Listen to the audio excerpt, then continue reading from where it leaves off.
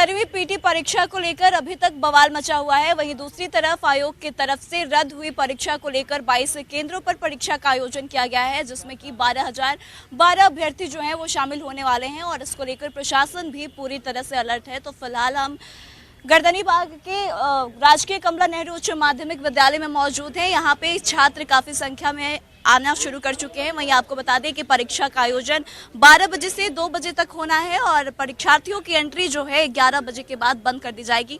तो आइए यहाँ पे जो छात्र मौजूद हैं उनसे बातचीत करते हैं, जानते हैं कि उनकी तैयारियां कैसी है और इसको लेकर क्या कुछ कहना है। कहाँ से आए हैं? जी मैडम, सहरसा से। ये फिर से री एग्जाम लिया जा रहा है, कैसी है तैयारी? अभी तैयारी अच्छी है। दूसरी साइड पे प्रोटेस्ट हो रहा है एग्जाम रद्द करने को लेकर के, तो क्या आपका एज अ स्टूडेंट क्या ओपिनियन है कि एग्जाम रद्द होना चाहिए?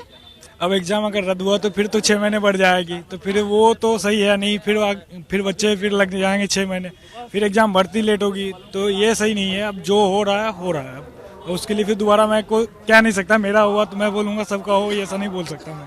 प्रिपरेशन तो ठीक है, वही पहले वाला है, बाकी उसके बाद कुछ हुआ नहीं। यही सब देखना, धरना वरना 3-5 और वही सब चल रहा है। लेकिन परीक्षा फिर से होनी चाहिए थी पूरे सेंटर की यहाँ। आप अगर अग्री करते हैं कि स्टूडेंट परीक्षा फिर से होनी चाहिए, तो जो स्टूडेंट प्रोटेस्ट करे तो फिर आप एग्जाम देने क्यों आ गए? मैम, एग्जाम तो देना ही पड़ेगा। एक्चुअली क्या है कि बेरोजगारी इतना ज़्यादा है कि अब कुछ भी कर ले एग्जाम तो देना ही होता है। अगर एग्जाम कराएंगे तो देना पड़ेगा। क्यों? झूठ बोल कभी कुछ और नोटिस में कुछ ऐसा लिखा हुआ नहीं कि इसके लिए नॉर्मलाइजेशन के लिए हल्ला भी हुआ था। और जिस तरह से वहाँ पे बाबू परिसर में क्वेश्चन लीक हुआ और सारा सबूत पेश किया गया है, री एग्जाम होना चाहिए। एज ए स्टूडेंट क्या सोचते हैं कि जो बीपीएससी की परीक्षा हो चुकी है वो रद्द होनी चाहिए या फिर नहीं?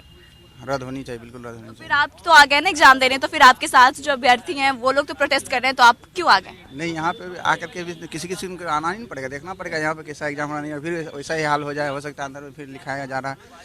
जिस तरह से एग्जाम बाबू परिसर में हुआ है उस तरह तो 10th-12th का एग्जाम नहीं होता। बच्चे टाइप से एग्जाम दे रहे थे। एग्जाम तो री एग्जाम होना ही चाहिए। जब सभी बच्चे बोल रहे हैं और 12,000 बच्चों का फिर से री एग्जाम करने में कहीं ना कहीं समानता का, उन लोग का अधिकार का तो हनन हो ही रहा है, तो एग्जाम तो फिर से री एग्जाम होना ही चाहिए सबका।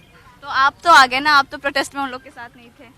अब मेरे एक वहाँ पहुँच जाने से एग्जाम मेरा थोड़ी ना कैंसिल हो जाता, मुझे तो आना ही था। तैयारी तो पेपर को लेकर के देखिए, अभी 13 तारीख को जैसा कि एग्जाम हुआ था, उसके बाद जिस तरीके का माहौल रहा, थोड़ा अनबैलेंस तो आदमी हुआ ही है। ठीक है, अनबैलेंस हम लोग हो ही गए हैं, और लेकिन एग्जाम देने के लिए पूरे आए ही हैं हम लोग वहाँ। जब अच्छा, पेपर कैंसिल होना चाहिए या नहीं ओवरऑल पूरे बिहार का जो हुआ है? देखिए, जैसा कि हम लोग का एग्जाम हो रहा है, ठीक है, तो लेने में कोई हर्ज नहीं था मेरे ख्याल से।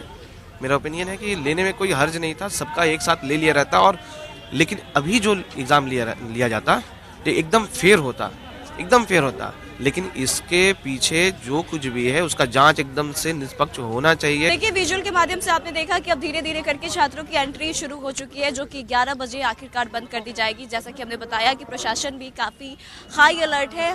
परीक्षा की तैयारियों को लेकर बहुत सारी चीजें की जा रही है ताकि फिर से धांधली जैसी खबरें ना आए।